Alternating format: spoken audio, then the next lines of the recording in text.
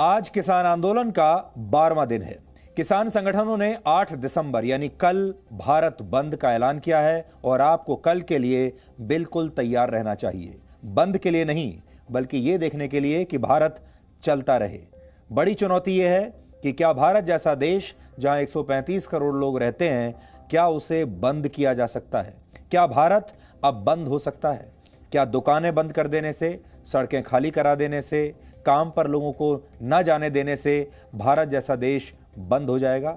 इस डिजिटल युग में क्या किसी भी देश को बंद किया जा सकता है?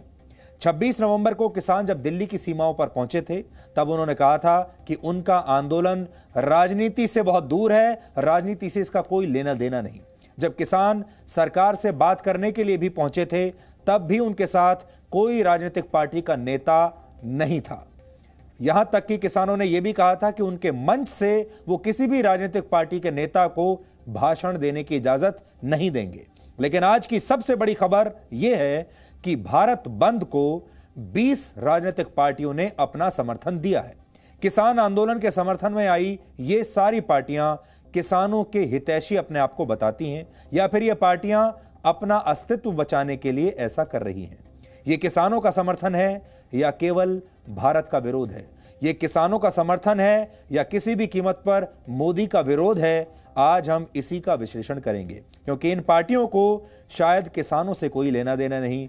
इन्हें जो चुभ रहा है वो है भारत का प्रधानमंत्री नरेंद्र मोदी, और ये एक बहुत शानदार मौका है प्रधानमंत्री नरेंद्र मोदी का विरोध करने का।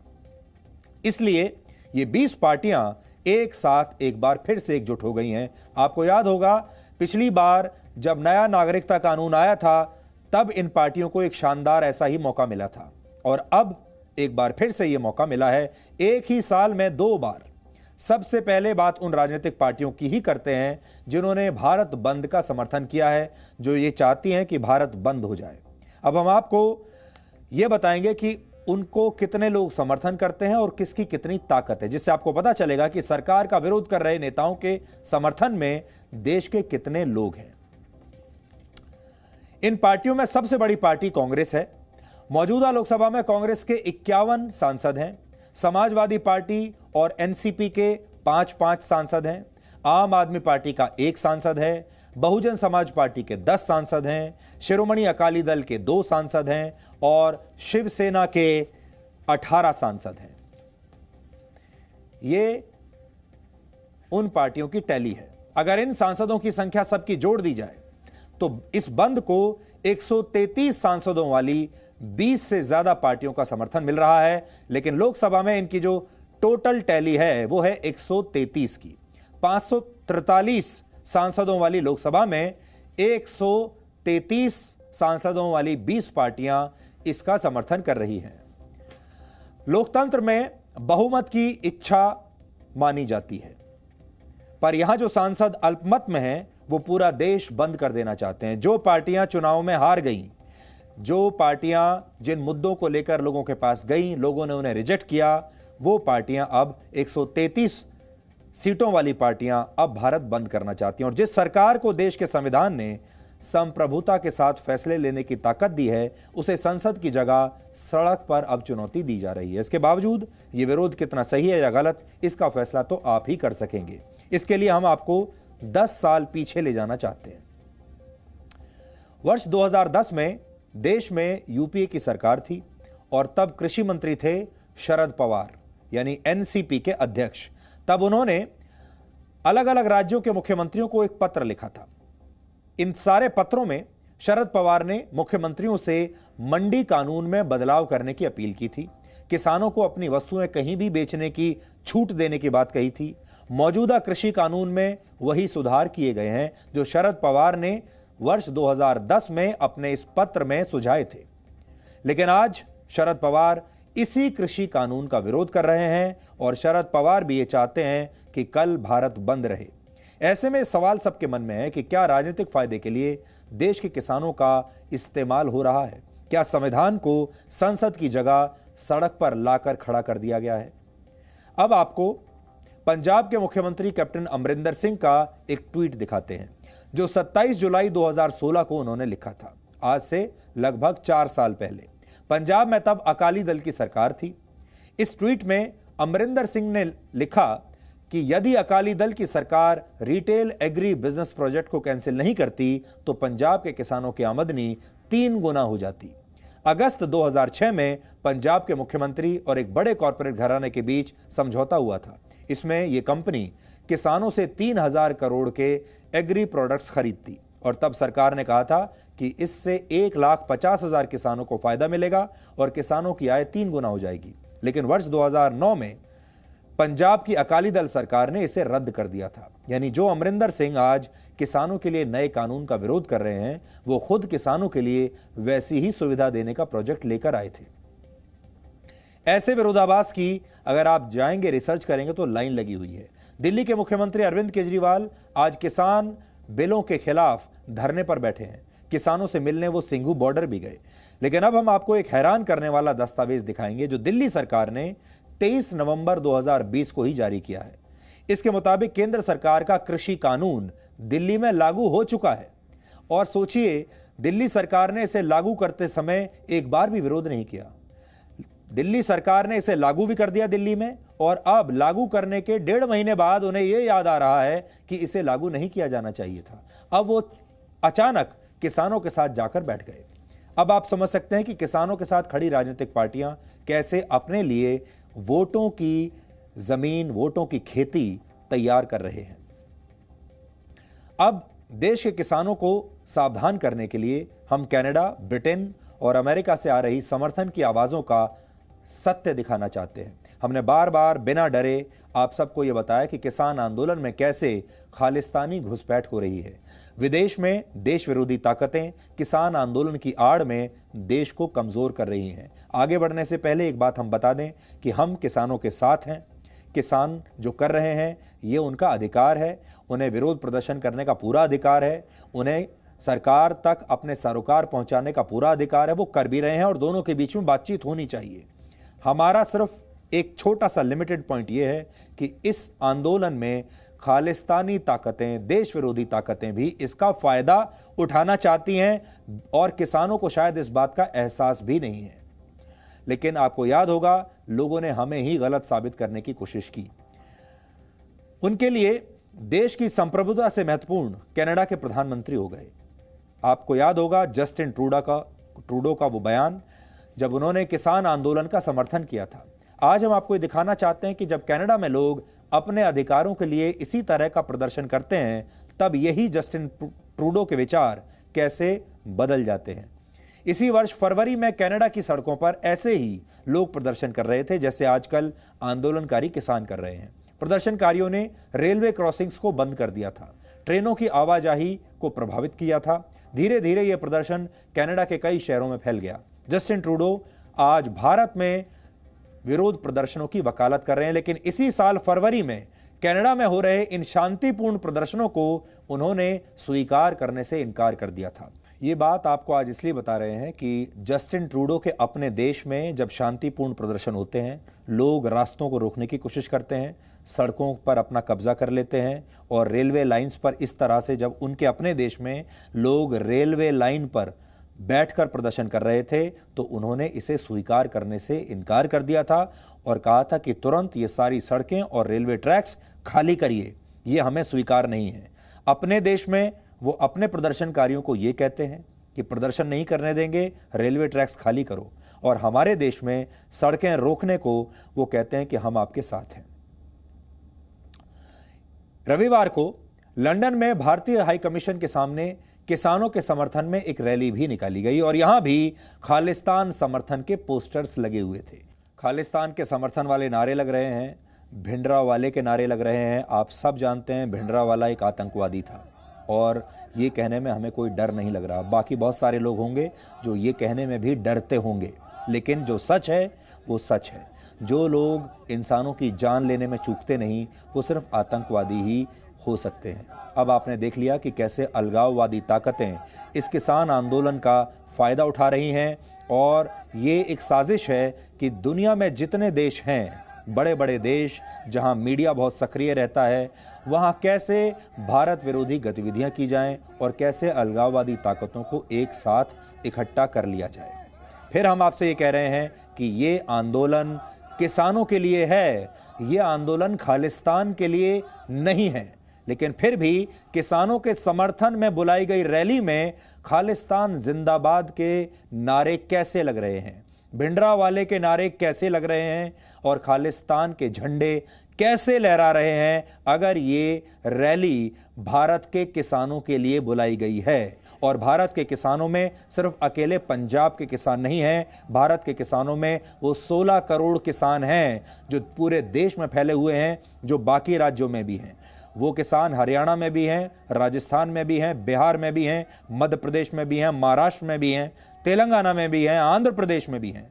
उन सब का ठेका अकेले खालिस्तानियों ने कैसे ले लिया और खालिस्तानी समर्थकों ने सारे किसानों का ठेका कैसे ले लिया, ये बात आज हम आपको बताना चाहते हैं। अब हम आपको किसानों के समर्थन में 3 दिसंबर को लिखे गए एक पत्र के बारे में भी आपको बताते हैं। इसमें ब्रिटेन के 36 सांसदों के हस्ताक्षर हैं जिन्होंने इस किसान विरोध प्रदर्शन के समर्थन में चिट्ठी लिखी है। इन्हें भी भारत में किसानों के प्रदर्शन की बहुत चिंता है। यह वो चिट्ठी है और इस चिट्ठी में ये सारे सांसदों के नाम लिखे हुए हैं। इस पत्र में ब्रिटेन के जिन सांसदों ने हस्ताक्षर किए हैं उनमें सबसे पहला नाम लेबर पार्टी की सांसद डेबी इब्राहिम्स का है। लेबर पार्टी की ये वही सांसद हैं जिन्होंने पाकिस्तान ऑक्यूपाइड कश्मीर के दौरे के लिए 30 लाख रुपए पाकिस्तानी रुपए लिए थे, जिसके बदले उन्होंने कश्मीर में मानवाधिकार के हनन का मुद्दा उठाया था। इस पत्र में लेबर पार्टी के सांसद जेरेमी कॉर्बिन भी हैं, जो जम्मू कश्मीर में धारा 370 हटाए जाने का विरोध करते रहे हैं। चिट्ठी में ज्यादातर उन सांसदों के नाम हैं जो भारत विरोध के लिए हमेशा से जाने जाते हैं। ये सारे वो लोग हैं जिनकी जो कॉन्स्टिट्यूएंसी हैं, यानी जिन जगहों से चुनाव लड़ते हैं, वहां पर सिख वोटर्स की संख्या ज्यादा है, भारतीय वोटर्स की संख्या ज्यादा है, और ये अपनी लोकल पॉलिटिक्स को ध्यान में रखते हुए इस तरह की चिट्ठियां लिख रहे हैं। लेकिन ये ज्यादातर लोग वो हैं जो शुरू से भारत का विरोध करते रहे हैं। इनमें ज्यादातर इस चिट्ठी में नाम वो हैं जिन्होंने नए नागरिकता कानून पर भी भारत का विरोध किया था, जिन्होंने अनुच्छेद 370 पर जब कश्मीर से हटा था उसका भी इन्होंने विरोध किया था। यानी ये वो सारे ये आप ऐसा समझ लीजिए कि ये लंदन का शाहीन बाग है, जिसकी तस्वीर अभी हमने आपको दिखाई। इसे आप लंदन का शाहीन बाग मान लीजिए और इसे आप लंदन का टुकड़े टुकड़े गैंग मान लीजिए। तो शाहीन बाग की तस्वीरें तो आपने भारत में बहुत देखी होंगी। दिल्ली में शाहीन बाग था, यह है लंदन का शाहीन बाग और यह है लंदन के टुकड़े टुकड़े गैंग के सदस्यों के नाम जिन्होंने ये चिट्ठी लिखी है।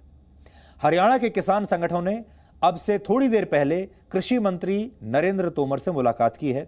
फार्मर प्रोड्यूसर ऑर्गेनाइजेशन यानी एफपीओ की तरफ से कृषि मंत्री को एक पत्र लिखा गया है जिसमें कहा गया है कि वो कृषि कानूनों के समर्थन में है।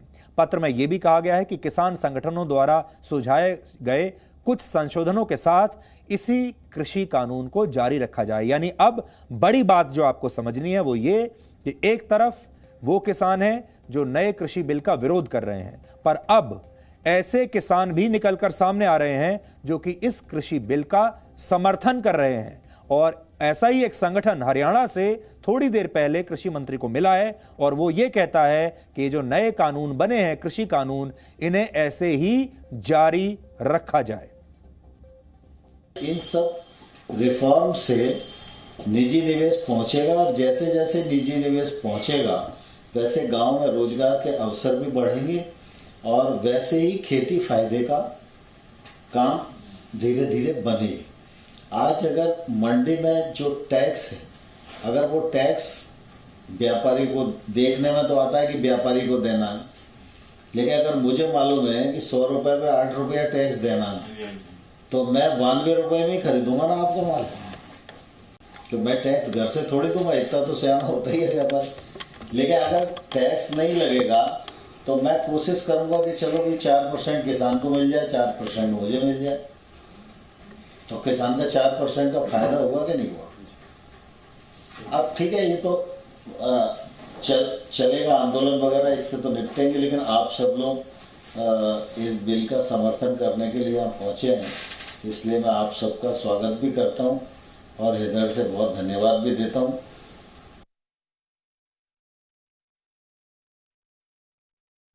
और डीएनए की शुरुआत में हमने आपसे कहा था कि आज एक बहुत ही खास शख्सियत हमारे साथ रहेंगी और उनका नाम है देश के कानून मंत्री श्री रविशंकर प्रसाद, केंद्रीय कानून मंत्री, क्योंकि ये नया कृषि कानून है। इस कानून की चारों तरफ चर्चा चल रही है और आज उनसे बेहतर कोई और व्यक्ति हो नहीं सकता आपको इस बिल के बारे में जानकारी देने के लिए, इस कानून के बारे में जानकारी देने के लिए। रविशंकर जी, आपका बहुत बहुत स्वागत है।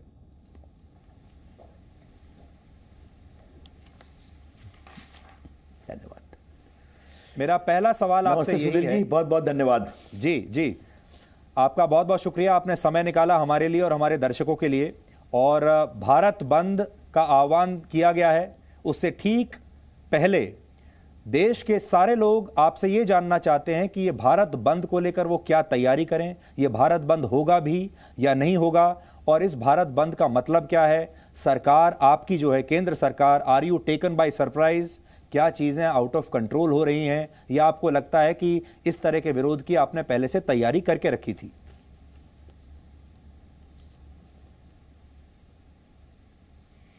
देखिए, पहले आज मैंने प्रेस कॉन्फ्रेंस की थी, बाद में इस विषय पर बहुत चर्चा हुई है, क्योंकि आपका शो सुधीर जी बहुत देश में देखा जाता है। तो थोड़ा सा मैं आपसे अनुमति चाहूँगा कि देश के लोगों को बताऊं कि जो सारी पॉलिटिकल पार्टी आज कूद गई हैं इस पूरे मामले में, भारत बंद के समर्थन में, उनका कितना सही एटीट्यूड है। देखिए, यह कांग्रेस पार्टी का 2019 का इलेक्शन मैनिफेस्टो है। इसमें उन्होंने क्या कहा था? हम कृषि मंडी बाजार समिति के कानून को निरस्त कर देंगे। ये पॉइंट नंबर 11 में साफ लिखा हुआ है। हम किसानों को अपने उपज को कहीं भी बेचने के सभी नियंत्रणों से उनको मुक्त कर देंगे। हम आवश्यक वस्तु अधिनियम, एसेंशियल कमोडिटी एक्ट में भी बदलाव करेंगे। ये आपने देख लिया। तो ये उनका, और ये देखिए पूरा मेरे सामने ये नोट है जिसमें प्लानिंग कमीशन ने मनमोहन सिंह की 10 साल की सरकार में व्यापक चर्चा के बाद यह अनुशंसा की थी कि ये सारे कानून बनने बहुत जरूरी हैं। मेरे सामने ये देखिए शरद पवार की चिट्ठी है जो उन्होंने स्वर्गीय श्रीमती शीला दीक्षित और अन्य मुख्यमंत्रियों को लिखी थी अगस्त 2010 में कि किसानों के यहाँ पूंजी का निवेश और उनके लिए व्यापार की संभावनाओं और नए अवसर पैदा करने के लिए इन सभी कानूनों में बदलाव जरूरी है। और उन्होंने 2005 में देश के एक बड़े पत्रकार को अपने इंटरव्यू में कहा कि हम तो ये भी कर रहे हैं कि जो इस कानून में बदलाव को नहीं करेंगे उनको हम केंद्रीय सहयोग बंद कर देंगे। तो ये बताइए कि ये उनके बड़े बड़े नेता कर रहे हैं। अब आज और देखिए, फिर कभी सुधीर बाबू मत भूलिए आप कि मनमोहन सिंह की सरकार के पीछे वो सारी पॉलिटिकल पार्टी थी जो आज विरोध कर रही हैं। शरद पवार, कांग्रेस पार्टी, मनमोहन सिंह जी, मुलायम सिंह जी उनकी पार्टी मेंबर थी, ममता जी मेंबर थी, टीडीपी मेंबर थी, हमारे बिहार की आरजेडी मेंबर थी, बाकी लेफ्टिस्ट भी। और क्या शरद पवार ये सब पत्र अपने से लिख रहे थे या प्रधानमंत्री के निर्देश और सरकार के निर्णय के आलोक में लिख रहे थे? तो आप में हिम्मत नहीं, आपने किया नहीं। राहुल गांधी ने आपको याद होगा, आप अपने रिकॉर्ड को खंगालिए कि संभवतः नवंबर-दिसंबर 13 में एक अपने मुख्यमंत्रियों की बैठक की थी और उसमें उन्होंने कहा था कि हमारे सारे मुख्यमंत्रियों को निर्देश है कि अपने प्रदेशों में किसानों के फल और सब्जियों को मंडी के नियंत्रण से मुक्त करें। जी, तो आप सब करते हैं तो ठीक है। नरेंद्र मोदी में वो हिम्मत है, करके दिखाने की कोशिश कर रहे हैं, तो आप सड़कों पे आ रहे हैं। ये कौन सा दोहरा चरित्र है? क्या आपकी राजनीति सिर्फ इसी पर है कि कहीं हम बार बार, देखिए बड़े सवाल क्या है मैं आपके सामने उठाना चाहता हूं कि आप हार रहे हैं बार बार। लोकसभा, विधानसभा, हैदराबाद का नगर निगम भी हार गया, मध्य प्रदेश के बाई इलेक्शंस हार गए आप, हमारे प्रदेश बिहार में भी हार गए आप पूरी तरह से। तो अब कहीं पर भी मोदी जी का विरोध का अवसर मिले, चाहे शाहीन बाग हो, चाहे उरी का सबूत मांगो, चाहे बालाकोट का सबूत मांगो, चाहे राफेल पर विरोध करो, चाहे आपके किसानों का विरोध करो, ये कौन सी पॉलिटिक्स है? ये है बड़े सवाल और इसको देश के सामने लाना बहुत जरूरी है। जी, ये गैर जिम्मेदाराना आचरण है, क्षमा करेंगे आप, ये मैं कहना चाहता हूं। जी, चलिए, आपने नेताओं की बात तो की। नेता तो आप जानते हैं हमेशा राजनीति करते हैं और करते भी रहेंगे, लेकिन किसान आपका विरोध क्यों कर रहे हैं? कई बार ऐसा लगता है कि शायद आप किसानों को समझा नहीं पाए कि उनका इसमें क्या फायदा है। आप ऐसा समझते हैं कि एक कम्युनिकेशन फेल्योर रहा है सरकार की तरफ से कि आप किसानों को नहीं बता पाए? तो अभी नेता तो ठीक है, लेकिन किसान भी तो विरोध कर रहे हैं।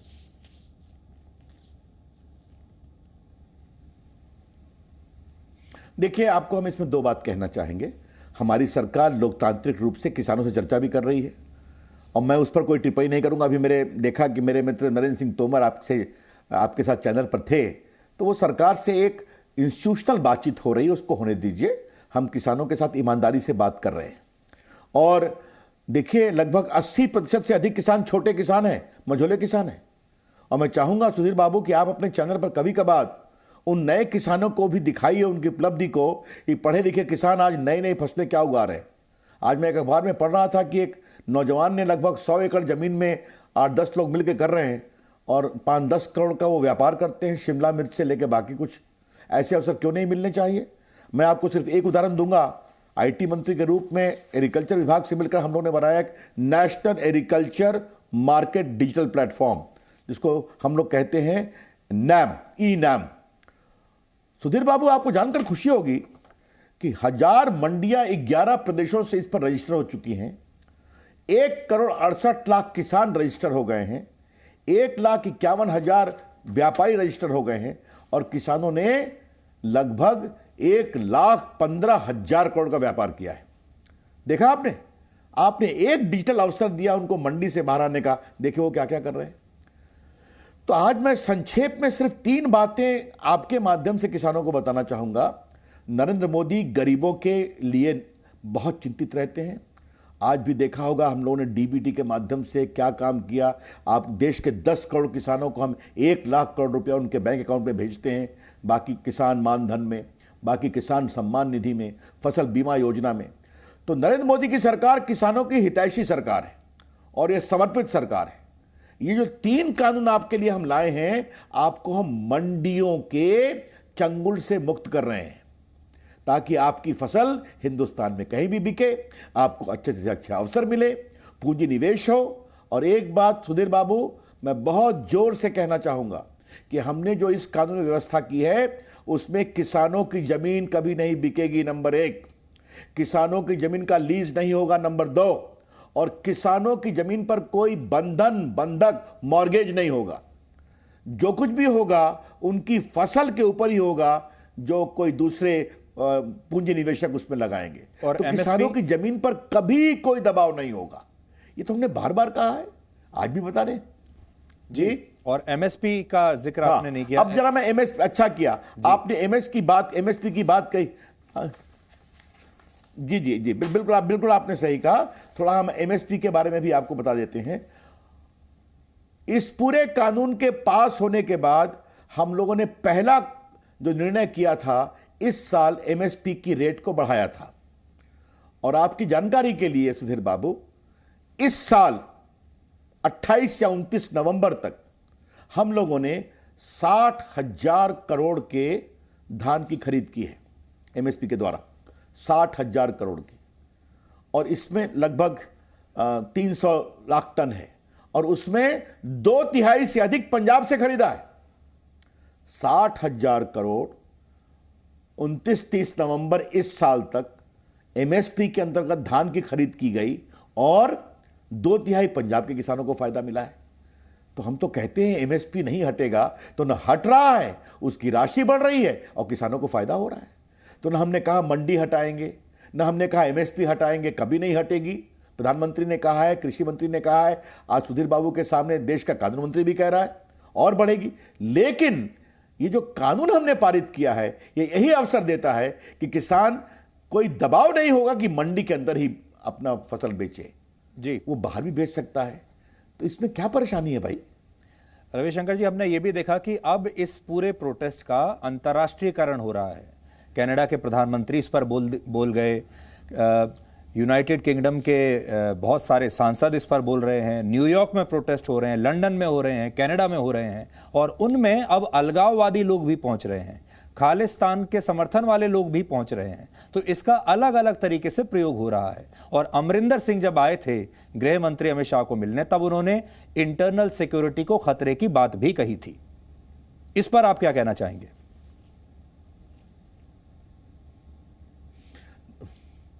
देखिए, ये इसके लिए भारत की सुरक्षा के लिए जो भी करना होगा हम करेंगे। और अगर लंदन या कनाडा में बैठे हुए कुछ खालिस्तानी तत्व ये समझते हैं कि नरेंद्र मोदी सरकार को झुकाएंगे, तो ये भूल जाएं। भारत की सुरक्षा के मामले में नरेंद्र मोदी जी की सरकार न झुकी है न झुकेगी। अब जो कुछ विदेश के नेताओं का आपने नाम लिया, उस पर हमारी सरकार ने विदेश मंत्रालय के माध्यम से अपनी आपत्ति जाहिर की है। हम किसी दूसरे देश के अंदरूनी मामलों में हस्तक्षेप नहीं करते हैं। हमारे मामलों में हस्तक्षेप न किया जाए, ये बात हम कहते हैं। आपसे मैं कहना चाहता हूं कि किसानों के हित की साधना तो पूरी दुनिया में होती है, लेकिन फिर इसका सवाल वही है सुधीर बाबू कि कुछ लोग नरेंद्र मोदी की आलोचना करने के लिए कृत संकल्पित रहते हैं। याद है ना आपको कि आपने चूंकि इंग्लैंड का नाम लिया था, तो वहां के एक बड़ी पॉलिटिकल पार्टी कुछ नेताओं ने कश्मीर को लेकर क्या क्या बयान दिया था जी। और वहीं पर हिंदुस्तानी जो रहते हैं कश्मीर में, इंग्लैंड में, उन्होंने उसका पूरा प्रोटेस्ट किया था। बाद में उनको विड्रॉ करना पड़ा। तो ठीक है, अभी लोग आते हैं, अपनी अपनी बात कहते हैं। एक बात मैं अपेक्षा करूंगा कि कृपया करके इस तरह के अलगाववादी तत्वों का समर्थन न करें। विदेश में भी उनके सही एजेंडा को समझें। हम लोकतंत्र में बिलीव करते हैं, विश्वास करते हैं। हम किसी भी चर्चा के लिए तैयार हैं, लेकिन भारत की सुरक्षा संप्रभुता के साथ कोई समझौता नहीं होगा। जी, अब आपसे आखिरी सवाल यह है कि लोग देश के ये देखना चाहते हैं कि पहले कौन झुकता है। ये लोग किसान जो आंदोलनकारी हैं, ये अड़े हुए हैं कि आपको ये सारे कानून वापस ही लेने पड़ेंगे, हमें संशोधन मंजूर नहीं। सरकार कहती है कि आप संशोधन करवा लीजिए। फाइनली इसका हल क्या निकलेगा? क्या आप ये कह रहे हैं कि कोई संभावना नहीं है कानून वापस लेने की? Zero possibility?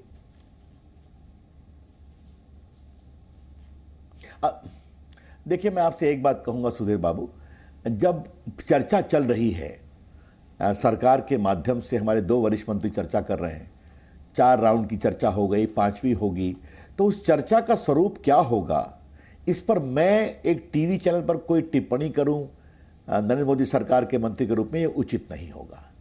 लेकिन मैंने आपके सवालों का बड़ी ईमानदारी से जवाब इसलिए दिया है कि हमारी सरकार लोकतंत्र में विश्वास करती है, चर्चा कर रही है और करेगी भी।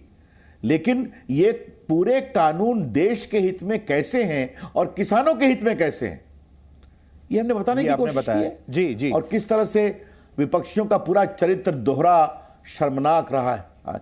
लेकिन एक बात मैं और कहूंगा सुधीर जी आपसे, जी, कभी कभार अपने लोगों को कहिए कि आज जी बोले आप बोले। नहीं, मैं ये कह रहा था कि जब बातचीत हो रही है किसानों और सरकार के बीच में, उसमें भी आप देखिए माहौल बड़ा हॉस्टाइल है। क्योंकि देश में देखिए ये बात लोग देख रहे हैं कि किसान आपकी चाय पीने से भी इनकार कर रहे हैं, आपका खाना खाने से भी इनकार कर रहे हैं, अपनी चाय ला रहे हैं। ये एक संकेत है, ये बताने के लिए कि हमारा जो बातचीत का जो माहौल है वो सही नहीं है, हॉस्टाइल है।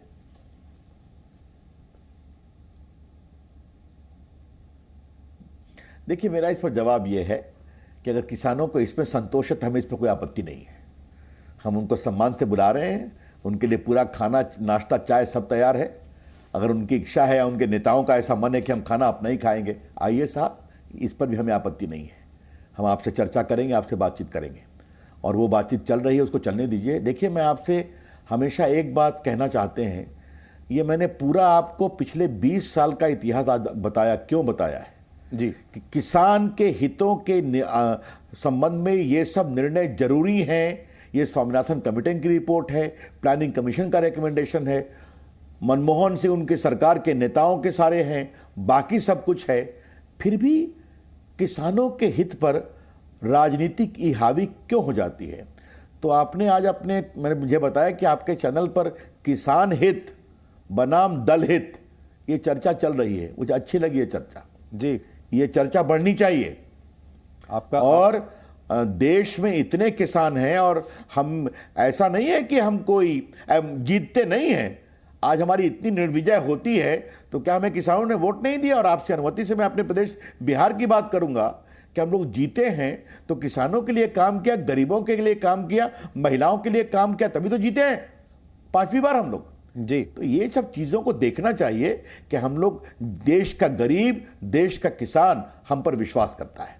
आप कानून मंत्री होने के साथ साथ एक बहुत बड़े वकील भी हैं, और अगर आज आप कानून मंत्री ना होते, सिर्फ वकील के तौर पर आपको देश की अदालत में ये केस रखना होता, तो हाउ इजी और how difficult would have been this case for you as a lawyer?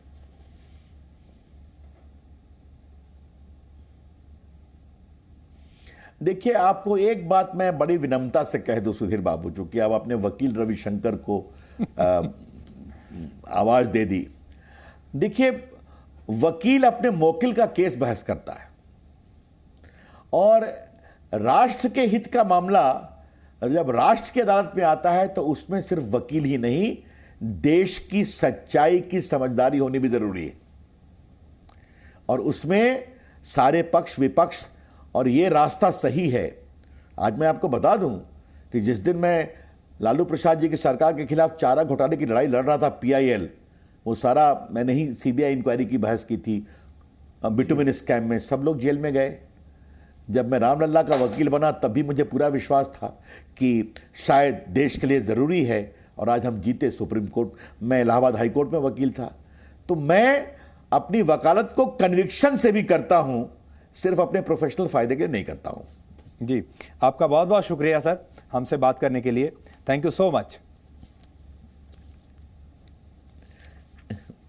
बहुत बहुत धन्यवाद सुधीर जी, बहुत बहुत धन्यवाद। Thank you sir, thank you. तो देश के कानून मंत्री बता रहे थे कि ये जो कृषि कानून है नए, ये क्यों किसानों के लिए ज़रूरी हैं। वो सरकार का पक्ष रखने के लिए हमारे साथ आए थे। हमने उन्हें ये मंच दिया ताकि देश सुन सके कि सरकार का इसमें क्या पक्ष है, सरकार के कौन कौन से तर्क हैं। अब हम आपको किसान आंदोलन की कुछ कहानियां दिखाना चाहते हैं।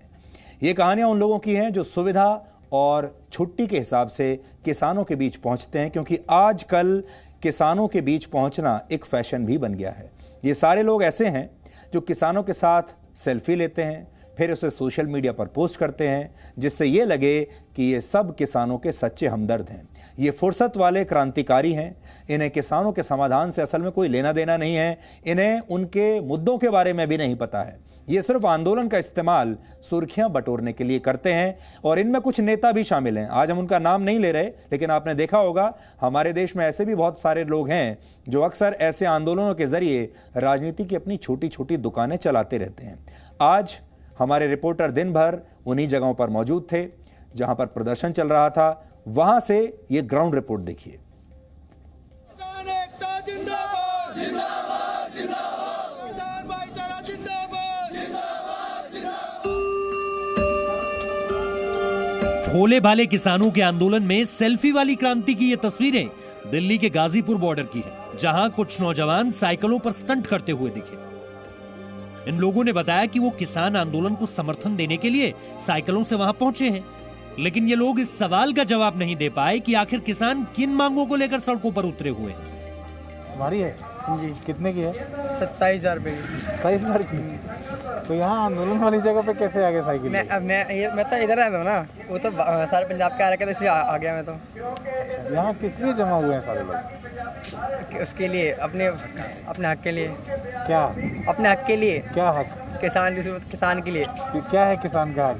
हेलो कि ये 10 कहते हैं फैसला कर फुसला कर रहे हैं या फला पार्टी के लोग हैं। गाजीपुर बॉर्डर से वीकेंड क्रांति की कुछ और तस्वीरें सामने आई। वहां किसान 11 दिनों से धरने पर बैठे हैं, लेकिन एक और चीज है जिसने लोगों का ध्यान गाजीपुर बॉर्डर की तरफ खींचा है। ये एक ट्रैक्टर ट्रॉली है जो उत्तराखंड से आई है। इस ट्रैक्टर ट्रॉली में एसी लगा है। इसे चलाने के लिए बाहर सोलर पैनल लगाए गए हैं। ट्रॉली के अंदर इंतजाम किसी घर जैसे ही है। गद्दे लगे हैं। मोबाइल फोन की बैटरी चार्ज करने की व्यवस्था की गई है। इस ट्रॉली को प्रदर्शन में लाने वाले लोगों का कहना है कि इसे उन्होंने किसानों की मदद के लिए तैयार किया है। किसानों की हमारी अपनी ट्रॉली है ट्राली के ऊपर किसान खुद मिस्त्री है, क्योंकि हम तो कई काम करने होते हैं, हम खुद ही इसको सेटिंग करके अपने हिसाब से हमने सोचा भी लंबी लड़ाई के लिए जो है हम तैयार हैं। हमने सोचा गर्मियाँ आ सकती हैं, जून जुलाई आ सकता है, क्योंकि सरकार बहुत ढीठ लग रही है हमें। जो किसानों का इतना बड़ा मुद्दा है उसको उलझाई जा रही तारीख पर तारीख। तो हम इस तरीके से आए हैं कि कितना भी लंबा चल रहा है, गर्मी भी आ जाएगी तो भी एसी लगवा लिया। और सोलर पॉइंट जो 3-4 किलोवाट का ऊपर छत पे लगा हुआ, तो सोलर से एसी चलेगा। तो यहाँ गर्मी का भी हम प्रबंध करके आए।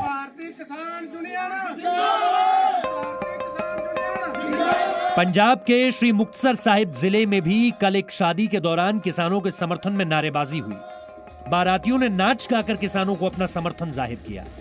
उन्होंने झंडे उठाकर नारेबाजी भी की, लेकिन एक भी व्यक्ति ये ठीक ढंग से नहीं बता पाया कि वो किन मांगों के लिए किसान आंदोलन का समर्थन कर रहे हैं। टिकरी बॉर्डर पर किसानों के प्रदर्शन की वजह से रेहड़ी पटरी पर दुकान लगाने वालों का काम चल पड़ा है। बाजारों में भीड़ लगी हुई है, किसान नए कपड़े खरीद रहे हैं।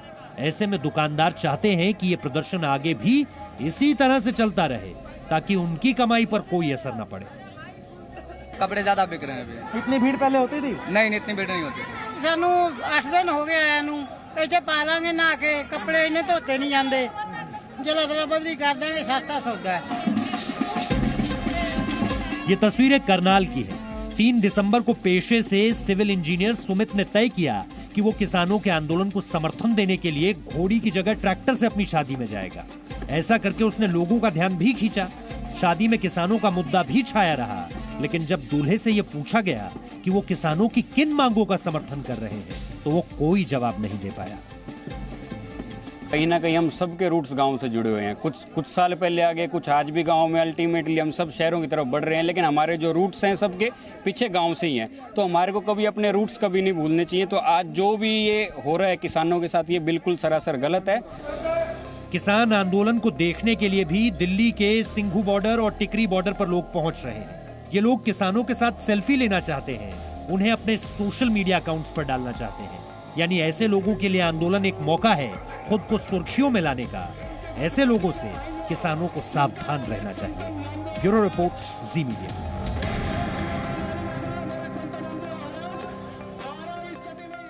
इस समय जब आप जी न्यूज देख रहे हैं, तब देश की 20 राजनीतिक पार्टियां मिलकर कल सुबह आपका जीवन अस्त व्यस्त करने की पूरी तैयारी में है।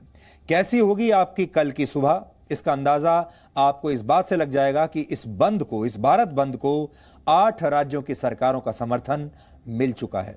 हालांकि व्यापारियों और ट्रांसपोर्ट एसोसिएशंस ने यह कहा है कि कल दिल्ली और देश भर में बाजार खुले रहेंगे और ट्रांसपोर्ट बंद में शामिल नहीं होगा।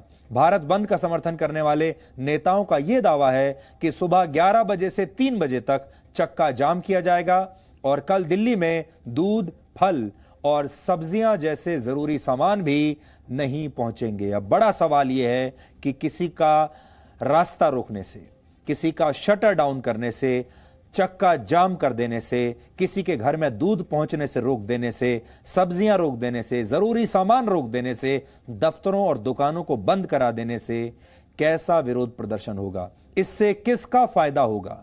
इससे किसानों का भी क्या फायदा होगा? वर्ष 2020 में ज्यादातर समय भारत में ऐसे ही लॉकडाउन ही तो रहा था। आपको याद होगा, पूरा 2020 हमारा ऐसे ही बंद में निकल गया, लॉकडाउन में निकल गया। और तब लोग इसी लॉकडाउन का विरोध कर रहे थे, कह रहे थे कि सब कुछ खोल दीजिए, क्योंकि अर्थव्यवस्था का क्या होगा, इकोनॉमी का क्या होगा। इसके बाद भी विपक्षी पार्टियों ने इस बंद का समर्थन किया है। कांग्रेस ने भारत बंद का समर्थन किया है, इसलिए जिन राज्यों में कांग्रेस की सरकारें हैं या कांग्रेस के समर्थन वाली सरकारें हैं, वहां इस भारत बंद का प्रभाव ज्यादा दिखाई दे सकता है। इसलिए आप लोग जहां भी रहते हैं उसके हिसाब से तैयारी करके रखिए। इसका मतलब है महाराष्ट्र, पंजाब, राजस्थान, छत्तीसगढ़ और झारखंड में वहां की सरकारें इस बंद को पूरी तरह सफल बनाने की कोशिश करेंगी और ये कोशिश करेंगी कि आप तक जरूरी सामान ना पहुंचे, सड़कें बंद रहें, बाजार बंद रहें। आम आदमी पार्टी भी भारत बंद का समर्थन कर रही है, यानी कल दिल्ली वालों की मुश्किलें भी बढ़ सकती हैं। दिल्ली में ऑटो रिक्शाओं की एक बड़ी यूनियन भारत बंद में शामिल नहीं हो रही है। हालांकि कुछ ऑटो रिक्शा यूनियंस और टैक्सी यूनियंस इस भारत बंद का समर्थन भी कर रही हैं। इसमें mobile apps based taxi services भी शामिल हैं। यानी अगर आप दिल्ली या आसपास के इलाकों में रहते हैं और आप mobile apps based taxi services लेते हैं तो कल आपको कहीं आने जाने में परेशानी हो सकती है। लोगों पर भारत बंद का असर ना हो, इसके लिए दिल्ली पुलिस ने तैयारियां की हैं। कोई भी व्यक्ति अगर जबरदस्ती बंद कराने या हिंसा फैलाने की कोशिश करेगा तो कानूनी कार्रवाई होगी। समाजवादी पार्टी और बहुजन समाज पार्टी भी भारत बंद के पक्ष में है, इसलिए उत्तर प्रदेश में भी इसका असर हो सकता है। आरजेडी और लेफ्ट पार्टियां भारत बंद के साथ हैं, इसलिए बिहार में भी कल आम लोगों को दिक्कत हो सकती है। भारत बंद को टीआरएस यानी तेलंगाना राष्ट्रीय समिति का भी समर्थन है, इसलिए वहां भी इसका असर दिखाई दे सकता है। तमिलनाडु में विपक्षी पार्टियां बंद के पक्ष में हैं, इसलिए वहां पर भी इसका कुछ असर हो सकता है। देश में किसानों की संख्या लगभग 15 से 16 करोड़ है, लेकिन इनके नाम पर राजनीति करने वाले नेता कल भारत बंद करके देश के 135 करोड़ लोगों को बंधक बनाने की कोशिश करेंगे। एक दिन के भारत बंद से लगभग 32,000 करोड़ रुपए का नुकसान होता है एक एस्टिमेट के मुताबिक। हालांकि यह सिर्फ एक अनुमान है और असली आंकड़े इससे कहीं ज्यादा हो सकते हैं। एक अनुमान के मुताबिक है ये 32,000 करोड़ रुपए का नुकसान एक दिन के भारत बंद से होता है।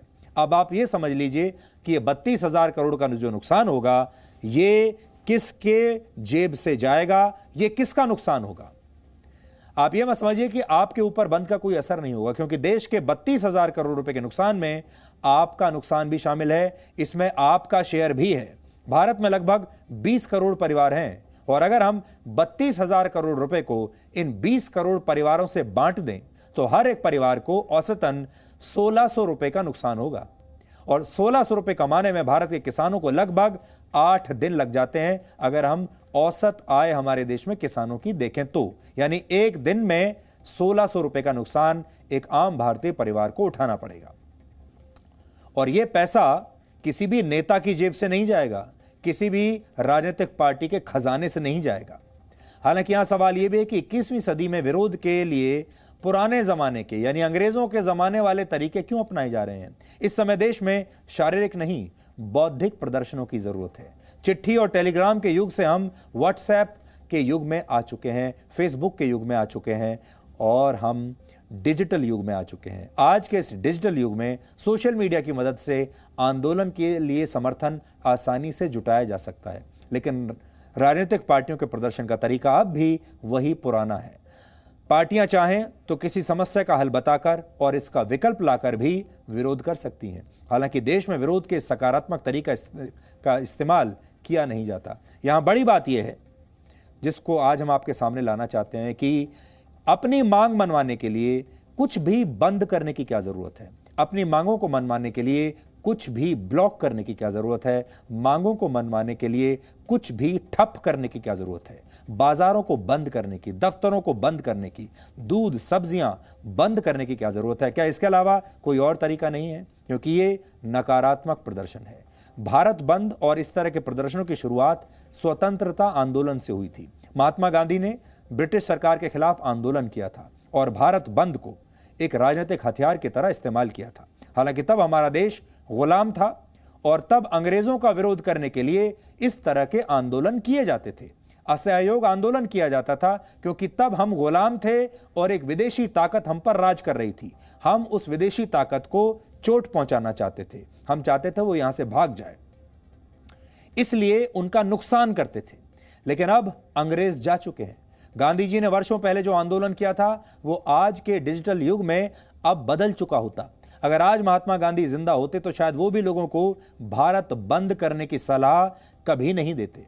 वैसे भी आज के डिजिटल युग में भारत बंद कराना लगभग असंभव है, क्योंकि अगर बाजार बंद भी हो जाएं, दफ्तर बंद भी हो जाएं, तब भी इंटरनेट की मदद से डिजिटल प्लेटफॉर्म्स पर शॉपिंग चलती रहती है। ऑफिस बंद हो जाएं तो वर्क फ्रॉम होम चलता रहता है और स्कूल बंद हो जाएं तो क्लासेस ऑनलाइन चलती रहती हैं। हर चीज ऑनलाइन हो सकती है। इसलिए जो लोग आज ये सोचते हैं कि वो भारत बंद कर देंगे, उन्हें बहुत बड़ी गलतफहमी है। संभव है कि कल कुछ सड़कों और बाजारों को बंद करा दिया जाए और उसी में लोगों को यह संतुष्टि मिल जाए कि भारत बंद हो गया। लेकिन सब कुछ बंद भी हो गया तो भी हमारे देश में खाना ऑर्डर करना, बैंक के सारे काम, बस, ट्रेन, प्लेन और कार बुक करना, ये सब काम बंद के बावजूद डिजिटल तरीके से किए जा सकते हैं। तो फिर भारत बंद हो कैसे सकता है? इसलिए आज अगर आप अपने घर, दफ्तर या दुकान, आज हमारा जो आपसे जो कहना है वो ये है कि आपको नए युग के प्रदर्शनों के बारे में सोचना चाहिए।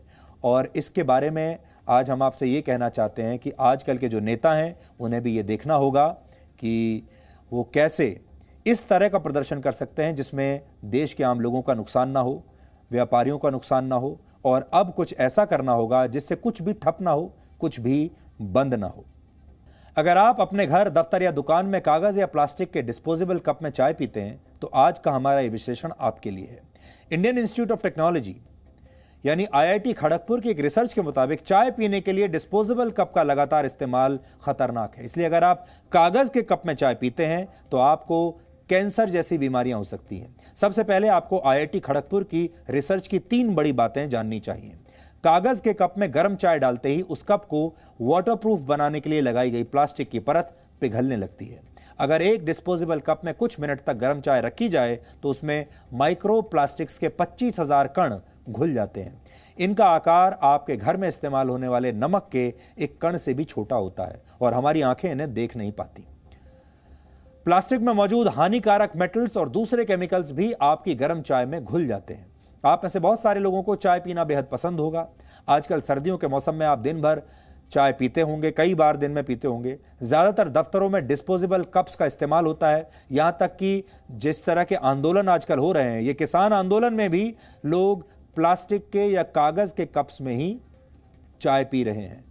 हालांकि अगर आप दिन भर में 5 बार चाय डिस्पोजेबल कप में पीते हैं तो आपके शरीर में 1,25,000 माइक्रो प्लास्टिक्स के कण पहुंच जाएंगे और लंबे समय तक इसका इस्तेमाल करने से आपको कैंसर समेत कई खतरनाक बीमारियां हो सकती हैं। माइक्रो प्लास्टिक्स के ये बारीक कण धीरे धीरे आपके शरीर में जमा होते हैं। इससे शुरुआत में आपको डायरिया जैसी बीमारी हो सकती है, आपका पाचन तंत्र खराब हो सकता है।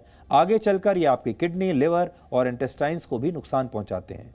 डिस्पोजेबल कप्स में कुछ हानिकारक केमिकल्स होते हैं। गर्भवती महिलाओं को इस कप का इस्तेमाल बिल्कुल नहीं करना चाहिए। इससे आपको हाई ब्लड प्रेशर की समस्या हो सकती है, आपके होने वाले बच्चे का विकास रुक सकता है और उसे मानसिक बीमारियां भी हो सकती हैं।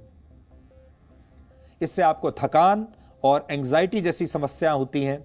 इसमें मौजूद लेड और कैडमियम जैसे हानिकारक मेटल्स आपके मस्तिष्क पर बुरा असर डालते हैं। यानी इससे आपकी जिंदगी भले ही आसान होती हो, लेकिन आपकी जिंदगी का सबसे बड़ा दुश्मन यह बन सकता है।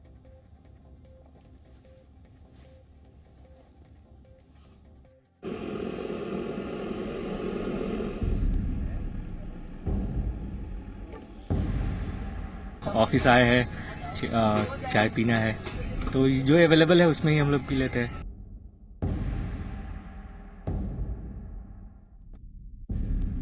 हमको धोने के लिए परेशानी नहीं होती है, पियो और कूड़ेदान में डाल दो। अगर इन लोगों की तरह आप भी चाय की दुकान पर जाकर चाय पीना पसंद करते हैं तो कागज के डिस्पोजेबल कप का इस्तेमाल करने से बचिए। ऐसे डिस्पोजेबल कप में मिलने वाली गर्मा गर्म चाय आपके शरीर को कैंसर जैसी बीमारियों का रिटर्न गिफ्ट दे सकती है। प्लास्टिक की जो लेयर है वो इसके अंदर होती है, और वो क्यों होती है अगर मैं आपको समझाऊं तो ये जो पेपर है वो गल ना जाए कोई भी गर्म पदार्थ डालते ही, इसलिए इसके अंदर एक प्लास्टिक की लेयर सी डाल दी जाती है। और जब भी कुछ गर्म चीज यानी कि कोई भी गर्म पदार्थ जब इसमें जाता है तो उस प्लास्टिक की लेयर जो इसको कहीं ना कहीं गलने से बचा रही है वो घुलकर इसी चाय में मिक्स हो जाती है। डिस्पोजेबल कप का इस्तेमाल आसान होता है। आजकल बाजारों से लेकर घरों तक इसका इस्तेमाल होता है, लेकिन हर दिन इसमें चाय या गर्म पानी पीना आपकी सेहत को नुकसान पहुंचा सकता है। यानी डिस्पोजेबल कप आपकी जिंदगी को आसान तो बनाता है, लेकिन इसके खतरे आपके शरीर को भी नहीं बख्शते। किसी चीज को भी अगर अच्छी तरह उबाल के उसमें डाला जाएगा तो उसमें उसकी टेंडेंसी रहेगी कि वो उसको ब्रेक करके मिक्स हो जाएगा। गर्म पदार्थ डाले जाते हैं या इनको गर्म किया जाता है किसी तरह माइक्रोवेव में, तो ये फिनॉल्स जल्दी ब्रेक करते हैं और जो माइक्रो प्रोडक्ट्स प्लास्टिक के बन जाते हैं ये आपकी बॉडी के अंदर एब्जॉर्ब होते हैं। जब आप कोई भी चीज उसमें डालते हैं वो उसके अंदर मिक्स हो जाते हैं। देश में प्लास्टिक के खिलाफ अभियान के शुरू करने के बाद से कागज के डिस्पोजेबल कप का इस्तेमाल बढ़ा है। लोग मानते हैं कि इस्तेमाल करके इन्हें फेंक दिया जाता है, इसलिए संक्रमण का खतरा कम है। ये थोड़ा सा चीपेस्ट भी है और अवेलेबिलिटी है इसकी, हर जगह मिल भी जाता है। काफी दिन से ये यूज कर रहे हैं, ऐसा कुछ अभी तो वो हुआ नहीं है कि हाँ कुछ ऐसा नुकसान हो। हमको धोने के लिए परेशानी नहीं होती है, प्योर कूड़ेदान में डाल दो। सिंगल यूज डिस्पोजेबल कप को आप सिर्फ एक बार इस्तेमाल करते हैं। हालांकि इसमें एक प्लास्टिक की लेयर लगी होती है जो इसे वाटरप्रूफ बनाती है। गर्म चाय डालते ही इस प्लास्टिक के कण पिघल जाते हैं और हर दिन इसका इस्तेमाल आपके शरीर में प्लास्टिक के कण और हानिकारक केमिकल्स पहुंचा देता है, जो आपके शरीर में कई गंभीर बीमारियों की वजह बनती है। सबसे बड़ी जो प्रॉब्लम आती है न्यूरोलॉजिकल डेफिशिएंट होने की होती है। जैसे बच्चों में अगर ये चीजें यूज करी जाए तो उनकी मेंटल रिटार्डेशन होने के चांसेस रहते हैं, ग्रोथ होने के चांसेस कम हो जाते हैं, नर्वसनेस है, एंजाइटी है, इन पॉलीमर से हो जाती है। ब्रेस्ट कैंसर इज नोन कि इन चीजों से ज्यादा एक्सेसिव लेने से प्रेसिपिटेट हो जाता है जी। तो इस तरह की बीमारियां इनमें लॉन्ग टर्म में इफेक्ट में भी देखी जाती हैं। तो अगर आप भी अपनी सेहत को मजबूत बनाना चाहते हैं तो डिस्पोजेबल कप से दूरी बनाइए, इसका इस्तेमाल मत कीजिए और हो सके तो इसे दूर से ही नमस्ते बोल दीजिए। Varun Bhasin, Zee media, Delhi.